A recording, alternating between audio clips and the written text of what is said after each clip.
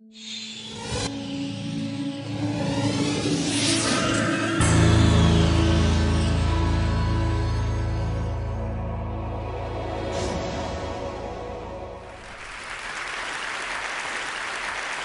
coined my own definition of success in 1934 when I was teaching at a high school in South Bend, Indiana, being a little bit disappointed and delusioned perhaps by the way parents of the youngsters in my English classes expected their youngsters to get an A or B. They thought a C was all right for the neighbor's children because the neighbor's children are all average.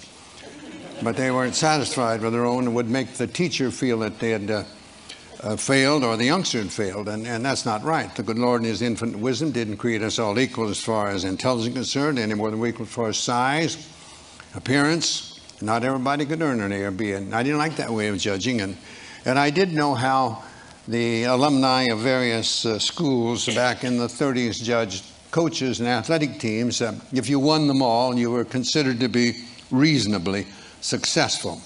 Not completely, because I found out we had a number of years at UCLA where we didn't lose a game, but it seemed that we didn't win each individual game by the margin that some of our alumni had predicted, and quite frequently I really felt that they had backed up their predictions in a more materialistic manner. But I was true back in the 30s, so I understood that. But I didn't like it. I didn't agree with it, and I wanted to come up with something that I hope could make me a better teacher and give the youngsters under my supervision, whether it be in athletics or in the English classroom, something to which to aspire other than just a higher mark in the classroom or more points in some athletic contest. And I thought about that for quite a spell, and I wanted to come up with my own definition. I thought that might help. And I knew how Mr. Webster defined it as the accumulation of material possessions or the attainment of a position of power or prestige or something of that sort, worthy accomplishments perhaps, but in my opinion, not necessarily indicative of success. So I wanted to come up with something of my own. And I recalled I was raised on a small farm in southern Indiana, and Dad tried to teach me and my brothers that you should never try to be better than someone else. I'm sure at the time he did that. It didn't. Well, somewhere, I guess, in the hidden recesses of the mind, it popped out years later. Never try to be better than someone else. Always learn from others. And never cease trying to be the best you could be. That's under your control. And if you get too engrossed and involved and concerned in regard to the things over which you have no control, it will adversely affect the things over which you have control. Then I ran across a simple verse that said, "At God's footstool to confess, a poor soul knelt and bowed his head. I failed," he cried. "The Master said, thou didst thy best." That is success. From those things and one other perhaps, I coined my own definition of success, which is peace of mind attained only through self-satisfaction in knowing you made the effort to do the best of which you're capable. I believe that's true. If you make the effort to do the best of which you're capable, trying to improve the situation that exists for you, I think that's success, and I don't think others can judge that. I think it's like character and reputation. Your reputation is what you're perceived to be. Your character is what you really are. And I think the character is much more important than what you are perceived to be. You'd hope they'd both be good, but they don't necessarily be the same. Well, that was my idea of what I was going to try to get across to the youngsters. I ran across other things. I love to teach, and it was mentioned by the previous speaker that I enjoy poetry, and I dabble in it a bit and love it. And there are some things that help me, I think, be better than I would have been. I know I'm not what I ought to be and not what I should be, but I think I'm better than I would have been if I hadn't run across certain things.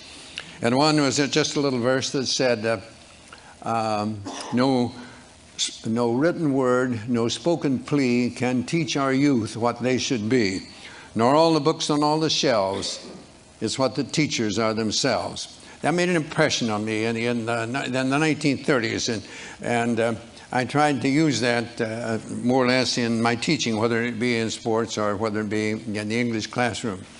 And I love poetry and always had an interest in that, and somehow, and maybe it's because Dad used to read to us at night with a coal oil lamp. We didn't have electricity in our farm home, and they had to read poetry to us, so I always liked it. And about the same time that I ran across this one verse, I ran across another one that someone asked a lady teacher why she taught. And she, after some time, she said she wanted to think about that. And then she came up and said, they ask me why I teach, and I reply, where could I find such splendid company?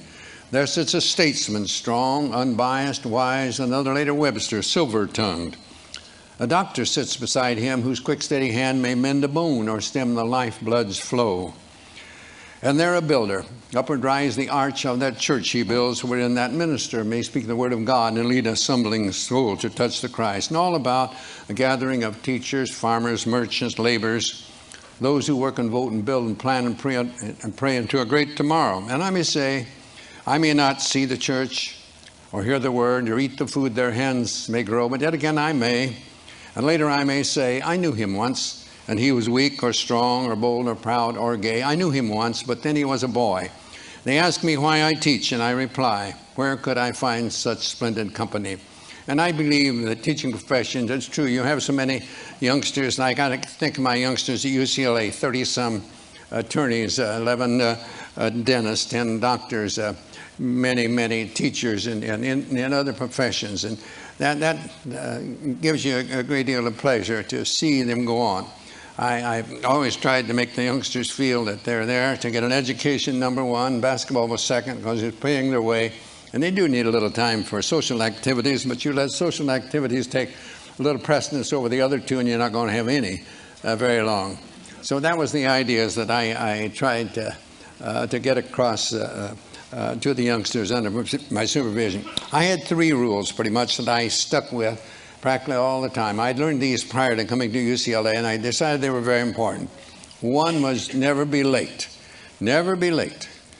Later on, I had certain things that I had the players, if we're leaving for someone, they had to be neat and clean. There was a time when I made them wear jackets and shirts and ties, and then I saw our chancellor coming to school in denims and turtlenecks, and I thought it was a little not right for me to keep this other, so I let them they had to be neat and clean. And I had one of my greatest players that you probably heard of, Bill Walton.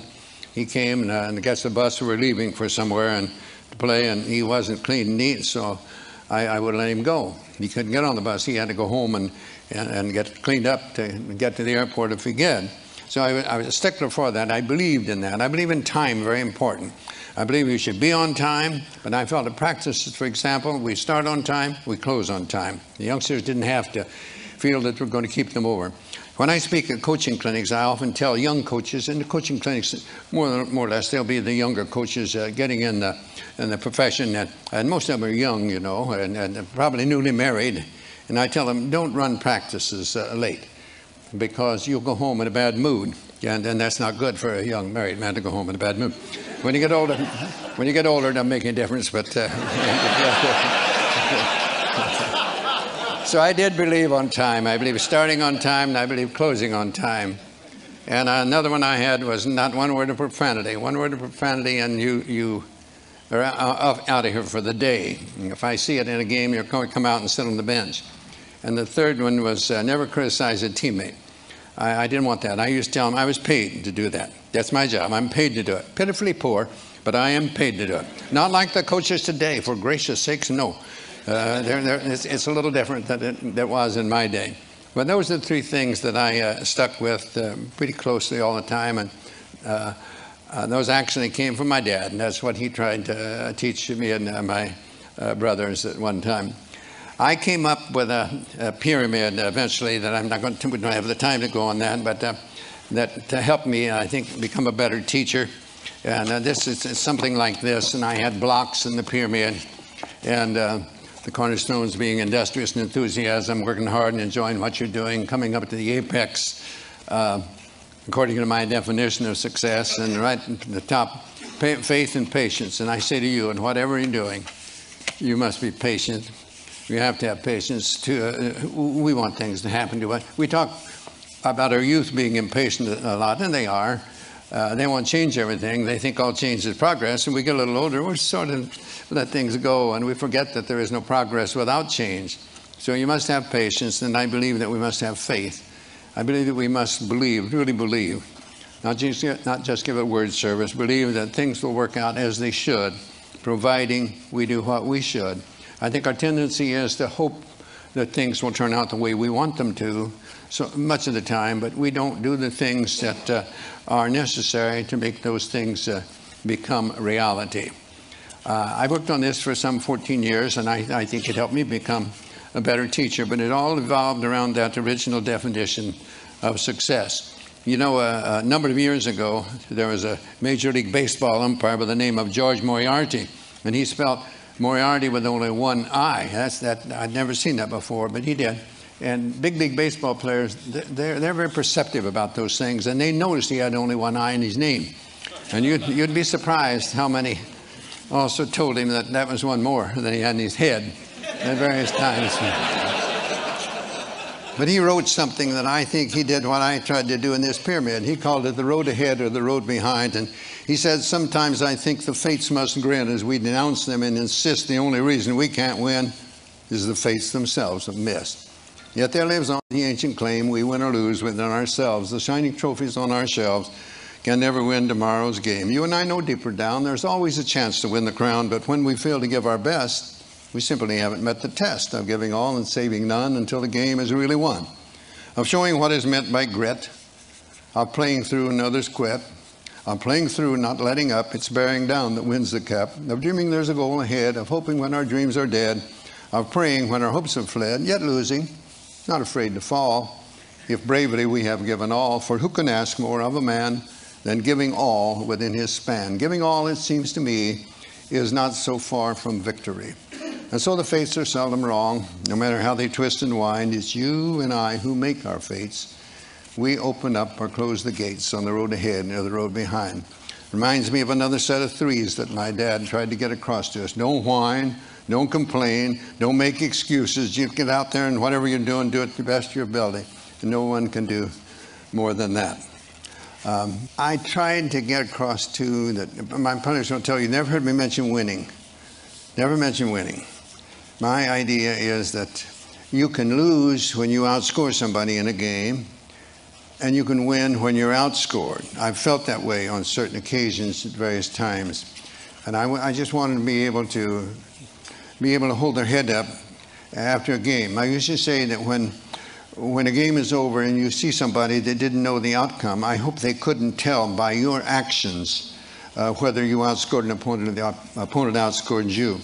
And that's what really matters. If you make your effort to do the best you can regularly, the results will be about what they should be. Not necessarily what you would want them to be, but they'll be about what they should. And only you will know whether you can do that.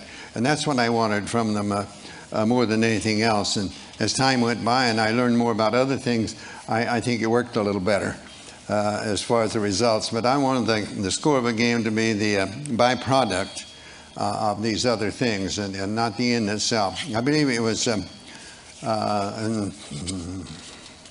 one great philosopher said, Cervantes. Cervantes said, the journey is better than the end. And I like that. I think that is. It's getting there. Sometimes when you get there, there's almost a letdown. But it's getting there that's the fun. I like to, as a basketball coach at UCLA, I liked our practices to be the journey. And the game would be the end result. And I'd like to go up and sit in the stands and watch the players play and see whether I'd done a decent job during the week.